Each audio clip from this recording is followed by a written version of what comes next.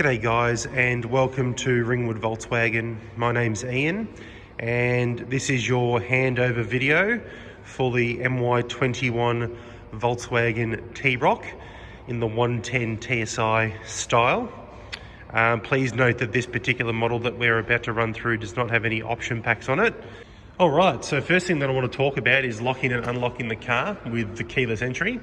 You'll notice that the car is locked at the moment because on this car it's been set up so that the mirrors fold in when the car's locked. So if I wanted to unlock the vehicle, as long as the key's on my person, if I just walk up to the door handle and reach through, it'll actually open it up for you. You'll also notice too that the mirror now folds out to let you know that the car's unlocked. If you wish to lock the car with the keyless entry, on the actual door here, there's a little button there. So if I just push that, that's how you lock the car. And again, you'll notice the mirrors will fold in.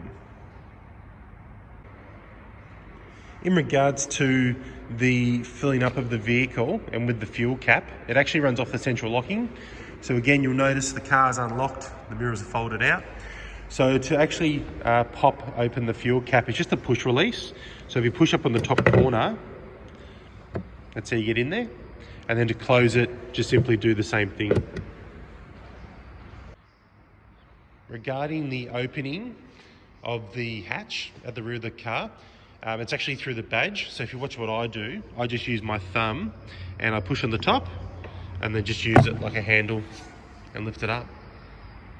Now inside the boot, there's a few things to take note of. You do get shopping bag hooks that you can hang your shopping on if you need to. Also with the actual flooring, you can actually drop it down. So if you have a look here, if I just use my hand, pull this up and back and then down. Now we've got additional depth. Just take note, if you've got the sound and vision package that gives you the premium sound system and the subwoofer in the back, you won't be able to drop the floor down. Also, just one other thing to note, if you ever need to access your spare wheel, you've got these triangles that actually sit up the top on either side. So what they're actually there for is when you actually pull the flooring upwards, the triangles actually hold the flooring in place so that you can access the spare. Now, if you ever need to access the engine bay, to pop the bonnet on the driver's side, there's a lever just down here that you just pull outwards. Inside the engine bay, just a few things to mention. If you ever need to top up your wiper fluid, we've got the reservoir just through the cap here. If I open this up, they do actually give you like a little filter as well in case that you get some grime or something small that wants to get into your reservoir there. Other things to take notice of with your battery. So you've got your positive and your negative ports here, but they also give you another one just up the top here as well. If you ever want to check your oil, your dipstick's just here. If you need to access your child lock for the rear doors, if you have a look just here, that's where it is. And what you do is you actually use the jackknife portion of your key, put it into the keyhole and simply turn it to the left. And you can do that on the other door too. If you wish to drop down the second row of seats, if you have a look in the back here, this button here will allow you to do it. Just simply pull on it and then that'll fold your seat down. Same on the other side. Center armrest, you've got a little loop here. Just pull that down to use it. There's also a ski hole. So again, if you pull on this lever here, you can actually fold it down and put items that are long from the boot actually come through into the cabin. Now with the front seats, it's probably a bit easier to show you from the back, but in regards to adjustment, so this one will actually move the back support either closer or further away. This one here is actually for your lumbar support as well. If you need to height adjust the seat, so this lever here, you can either pull it upwards to pump it up, or you can pump it down to lower it too. There's also a bar, probably a bit hard to see, I do apologise about the lighting, but there's a bar just here on the bottom left at the front of the seat that can allow you to slide the seat forwards and backwards. Now on the door, on the driver's side, we've got your central locking control just here. You've also got your side mirror control. So how you use this is you actually turn it to the appropriate mirror, so left or right. Once you've moved it to the appropriate spot, when the car's on, just move it like a joystick into the position that you need it to be. You'll also notice that you've got a side demisting function for the side mirrors too. So if they're fogged up, you can actually turn on the heaters inside and it'll clean up the mirrors for you. This one here will actually fold in the mirrors manually if you need it to be done. But if you have the car set up, when you lock the car, the mirrors will fold in anyway. You'll also notice that you've got your electric window buttons here too. And then there's also a window lockout button as well, so that no one can actually wind down the window. So it gives you full control as the driver. All right, so now we're inside the car. Now, I'll start off with the auto headlights. So you'll notice down here that I've already got it set to auto. So you can just turn that dial accordingly to what suits your preference. For your automatic rain sensing wipers, if we look at the right stick here, what you want to actually do from the neutral position is if you push it up to the first lock-in spot, that's now set to auto wipers. So when it does start to rain, you won't need to touch it, they will just turn on automatically. In regards to the car's indicators, if we look at the left stick, so if we push it upwards, that'll indicate to the right, and if we push it downwards, that'll indicate to the left as well. If you want to adjust the steering column, underneath on the left side, there's a lever just here. So if you release that, you can then move the steering column. It is telescopic and it is also height adjustable.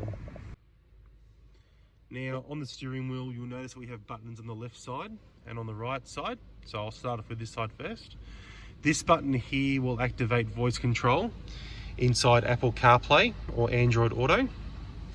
The view button here will change the screen in the center to the last two screens that you had visible, as you can see, just going back and forth. Up and down and left and right can actually control the information output that actually comes up in the center screen. So for example, let's just say I'm selected driving data by pushing on right. If I push up and down in driving data, you can actually flick through other screens as well. Okay. For example, if I push right and I go off driving data and I have my safety system screen, again, you can change this with those arrows just there. Underneath that, you've got your track selection or radio station selection, or again, if you're in App Connect with Apple CarPlay or Android Auto, you can select songs as well, like through Spotify or through Apple Music, things like that too. Moving on to the left side of the steering wheel. So down the bottom, you've got your volume control for your music. This button here will actually turn on your quick guide to your safety systems. So if you wanted to activate or deactivate one of those, you can do it quickly. Here we've got our distance control for the adaptive cruise. So you can actually choose as the driver between 1 to 5 seconds how much of a gap that you want to have between you and the car that's in front. This button here will actually turn on or turn off the adaptive cruise control. Just take note that if the adaptive cruise is off, it'll actually show your odometer on the bottom left, but if you turn it on, it goes to 3 dashes, and then you'll have this screen pop up too. To increase or decrease the set speed that you have, you can actually use plus and minus here. So if you have a look at the screen again, if I hit the plus symbol, the minimum's 30. But if you wanted to go up by 10 increments, then you hit the plus symbol. If you wanted to go down, just hit the minus symbol again. Res and sec can also act as a +1 and a -1, so just bear that in mind. But aside from that, they stand for resume and set the cruise control speed. Okay, so for those of you that have purchased the sound and vision package, you'll notice now that you've got the fully digitized instrument cluster. It's what we refer to as the digital cockpit. Now, using the buttons on the right side of the steering wheel here, it's a bit more customizable compared to the standard dash. So that's more of a traditional style that I've got in there now. But if you push the view button here, you can actually minimize the dials. to have it to be more of a sort of simplistic view, or you can actually have it sort of reveal more information. Again, you can still change the center screen if you wish, or the center portion to the screen, I should say, with a few different options here in driving data. But if you want to scroll across to your safety systems, well, again, you can run those in here. You can even have the satellite navigation system show up in the cluster, as you can see.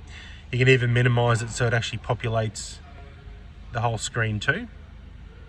With Sound and Vision, it does give you the navigation as well. So for example, if you divert your eyes to the head unit now, this has now been added into the car. And if you want to select an address, you can either just start typing it in, or you can actually do like a step-by-step approach too. Now, in the center console, next to the cup holders, you'll notice that we have this button here. So the car doesn't have a traditional handbrake, it's an electric park brake. So if you wanted to take it off, as long as your foot's off on the brake pedal, if you push it down, it will release it. If you want to apply it back on, just pull it upwards. So it's the same action. You can either push down or pull up. It's just that you're not using a lever anymore to do it. You're just using a button instead.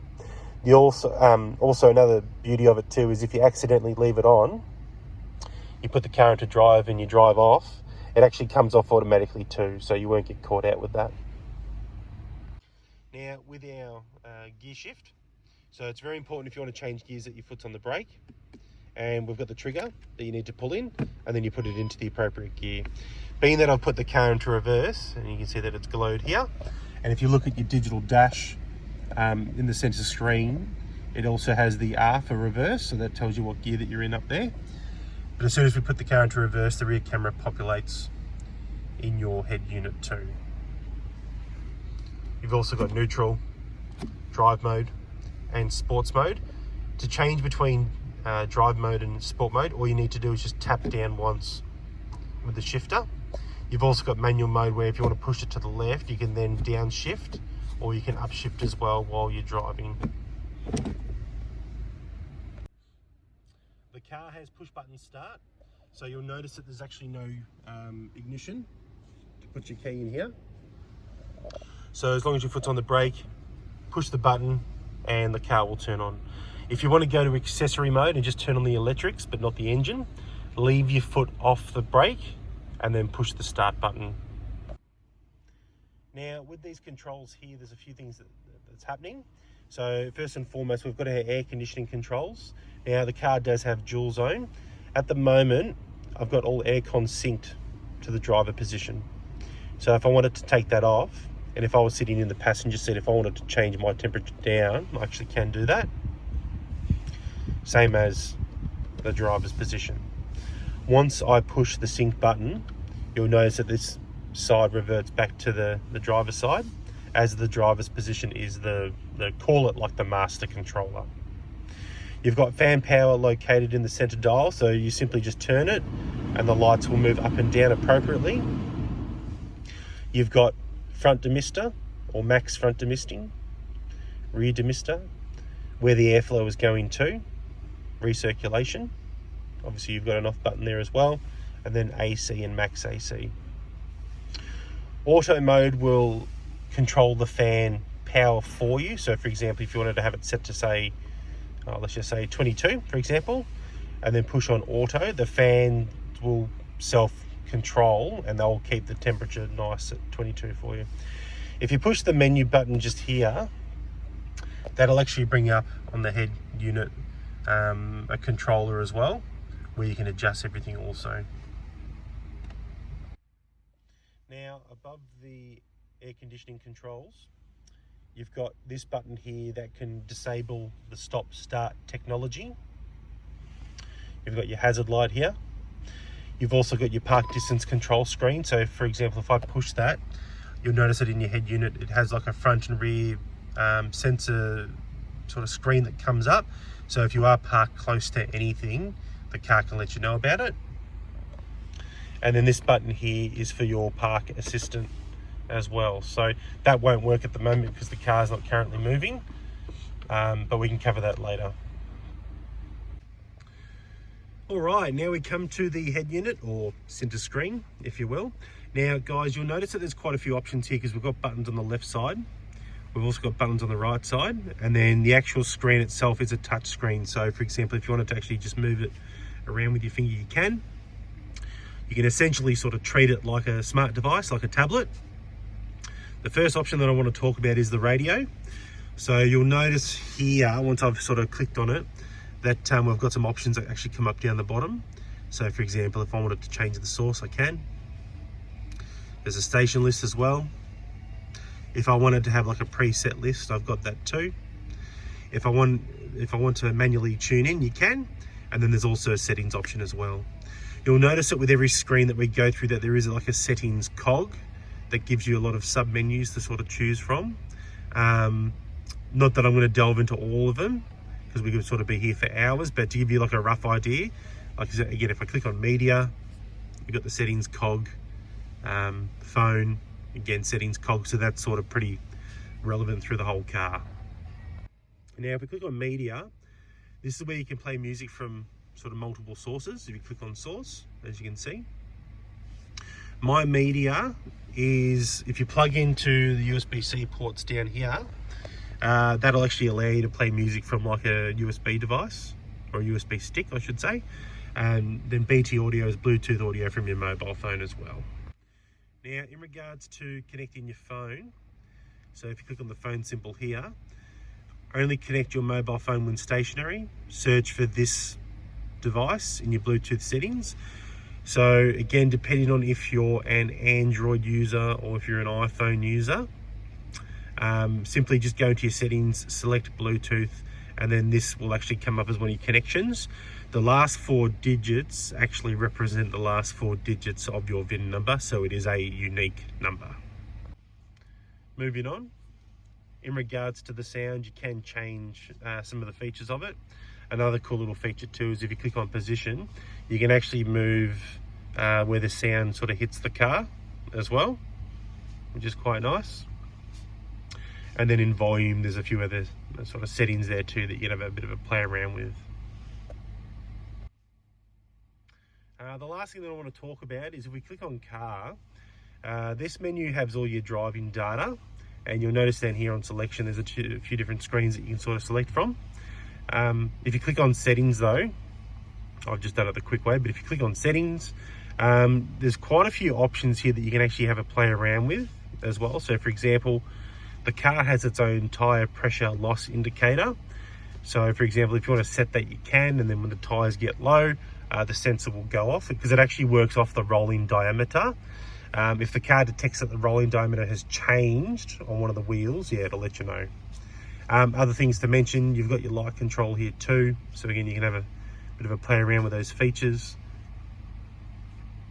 Parking and maneuvering, this is where you can change the sensors, how loud, how soft they are, the tone. It's also got your maneuver braking and your rear traffic alert in here too, which is quite nice. You can play around with the mirrors and wipers. You can change how the windows operate and also the central locking. So for example, if you want the car to lock itself when you drive off, as a bit of a sort of anti-intruder device, you've got that feature there as well. Instrument cluster, again, there's certain menus that you can actually have come up in that small digital screen that runs in the dash there as well, so you can have a bit of a play around with that. If you need to set the date and the time, this is where you can actually do it.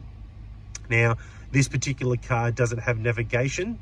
If you did buy sound and vision, you can select GPS and actually have it run off from the map. You've also got your button here to select in the event that it is daylight savings time, and then you can also select your time zone and the date down here too. If the car is due for a service, this screen will pop up. It'll let you know. It'll also give you a forewarning a few weeks before your service is due. And sorry, pardon me, the last thing I want to talk about is in the units, you can change some of these as well to suit your preference. All right, now one of the last things I want to show you too, if we click on assistance, this is where you can actually customize all of the safety systems. So for example, the car has a blind spot monitoring device. You can either have that active or deactivate it. If you're unsure how an actual safety system works, you can actually push on the I symbol, and it actually gives you a bit of a breakdown as well. You can also see with the lane assistant, again, there's some few options there. You've got your front assist, so the car's emergency braking system. You can sort of play around with some of the features there too. Also with the adaptive cruise control, again, there's a few options that you can have a bit of a play around there with. The last thing I'll talk about is there is a driver alert system where the car monitors your steering and your pedal control. And if the car detects that you're starting to get tired because you're braking, your driving habits, it'll actually tell you to pull over and take a break too, which is quite good. Guys, don't forget, if you're in the menu screen here, if you select App Connect, you can run your Apple CarPlay and your Android Auto. So please note, please connect via USB to enable it. If you've selected the Sound and Vision package, you will get the wireless version to it. If you look up our YouTube channel, we do have separate videos for how to get started with your Apple CarPlay and Android Auto too, so just check those out. Thank you everybody for taking the time to watch the video.